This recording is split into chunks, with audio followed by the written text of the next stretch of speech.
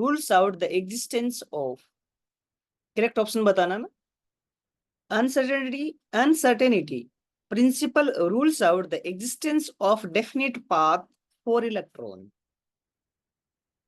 कि इलेक्ट्रॉन का definite path नहीं होता। तो ये क्या बताता है, अनसर्टेनिटी एंड प्रिंसिपल की अगर हम बात करें,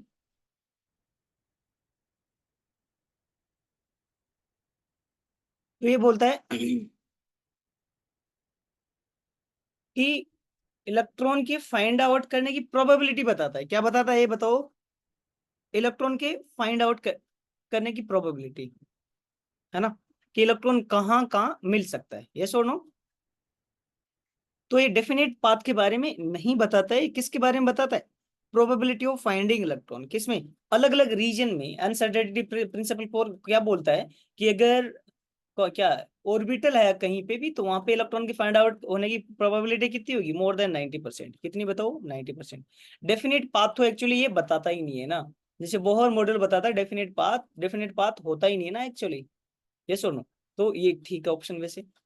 नेक्स्ट क्या है, energy of an electron in 2s orbital, क्या चीज, energy of an electron in 2s orbital of an atom in lower is lower than energy of an electron that is infinitely far away from the nucleus। Obviously nucleus से जैसे जैसे दूर जाते हैं, energy according to Bohr model क्या होती जाती है, बढ़ती जाती है।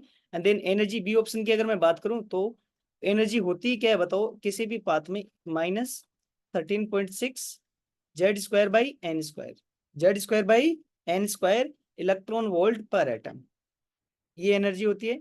और जैसे जैसे अपन किससे दूर जाते हैं बताओ, जैसे जैसे अपन न्यूक्लियस से दूर जाते जाते हैं, ये एनर्जी क्या होती रहती है, बढ़ती रहती है।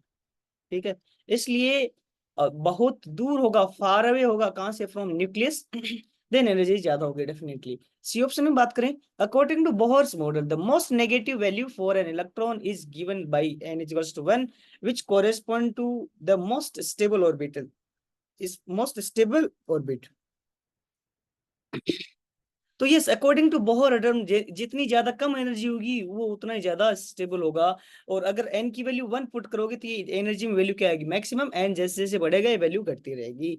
ओके, तो ये भी फॉर्मुला बेस्ड है सीधा सीधा, तो ये भी सही करेक्ट ऑप्शन है ना, सी भी करेक्ट ऑप्शन है। डी क्या बोल रहा है, according to Bohr's model the magnitude of velocity of an electron increases with increase in value of N.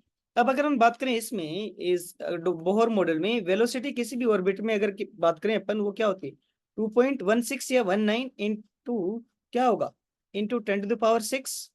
और क्या होता है, जेड बाई एन, क्या होता है बताओ, z by n metre per second, z by n metre per second. Obviously n बढ़ने से वेलोसिटी क्या होगी, डिक्रीज होगी। तो ये ऑप्शन क्या है बताओ, गलत है। तो करेक्ट ऑप्शन कौन सा हो जाएगा, ए बी सी।